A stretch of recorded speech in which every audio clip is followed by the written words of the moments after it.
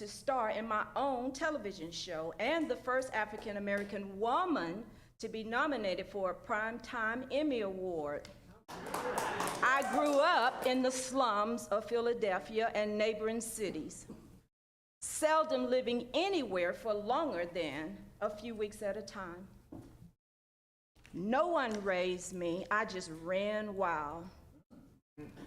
I excelled in not only looking after myself, but in singing and dancing. I am Ethel Waters.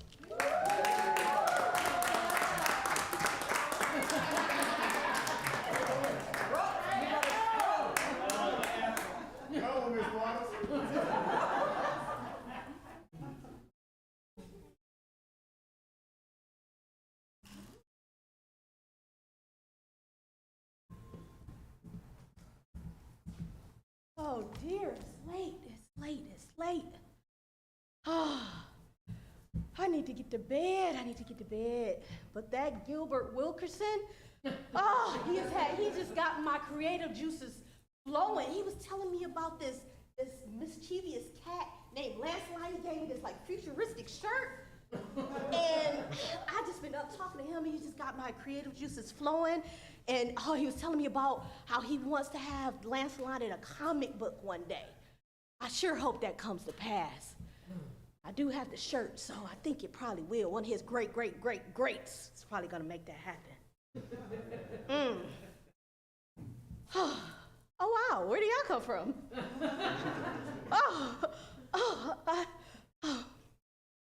Okay. Well, since you're here, let me tell you a little bit about myself. My dad was a janitor for a music company, and my mom was a teacher. I think I got my creativity from her. Oh, did I mention she was also a pianist? What a combination that was. My dad, let me tell you, he actually wanted to be a doctor, but he sacrificed that dream for family. I think I get my strength from him. As for me, I was born June 7th, 1917, in Topeka, Kansas. When I was 6, I moved to Chi-Town. Yeah, I'm still a little ahead of my time. Chi-Town, yes, that's what I said. I was exposed to so many different types of people. I like to call them my poetic muse. Oh yes, that's my thing. I love writing poetry. In fact, by the time I was 13 years old, I was already published. By the time I graduated high school, I made sure my work was regularly featured in the poetry column of the Chicago Defender, which was an African American newspaper.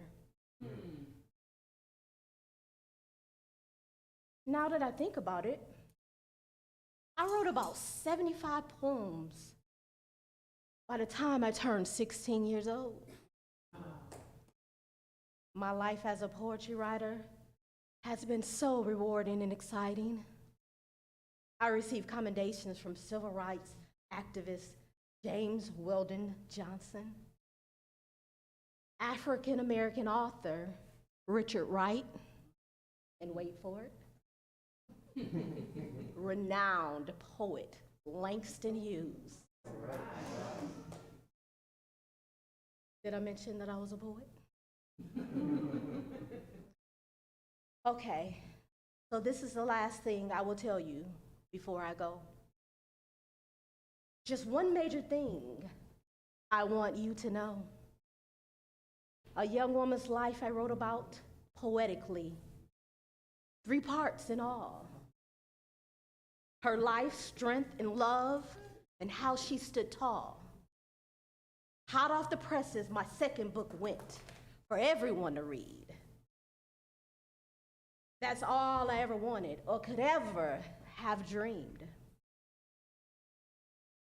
Yet starting in 1918, when the who's who of writing recognition began, Who would have thought my poems would ascend?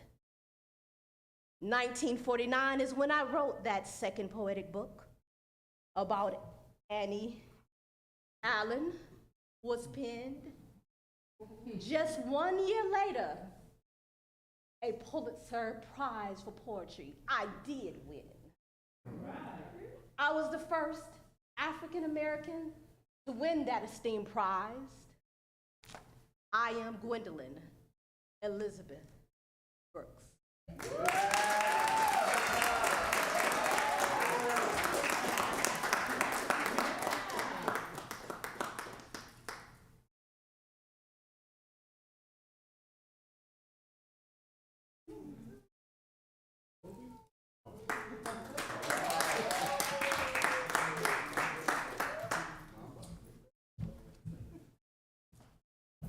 This one?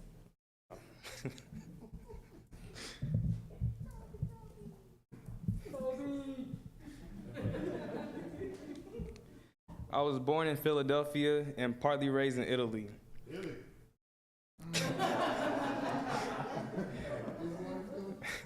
I was recognized as the top American high school basketball player. I was selected by the Charlotte Hornets in the 1996 NBA draft, but then traded to the Lakers. As a rookie, I earned a reputation as a high flyer by winning the 1997 Slam Dunk Contest and was named the All-Star by the All-Star by my second season. I led the team to consecutive championships in 2009 and 2010, both times being named NBA Finals MVP. I gave myself the nickname Black Mamba in the mid-2000s.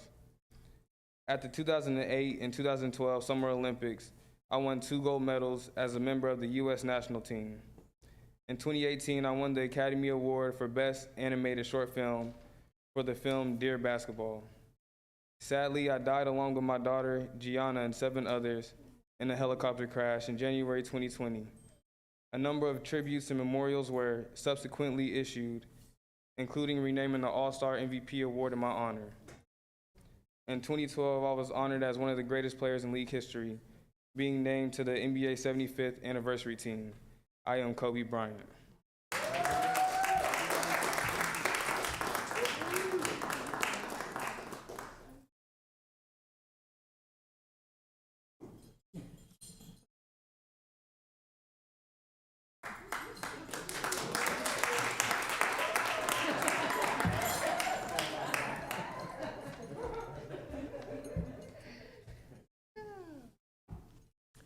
I was born November 9th, 1923 in Albany, Georgia.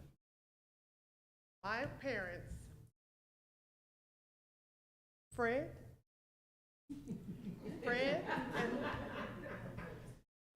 and Evelyn Coachman, had 10 children. I was one of 10 children. Actually, I was in the middle. I was number 5.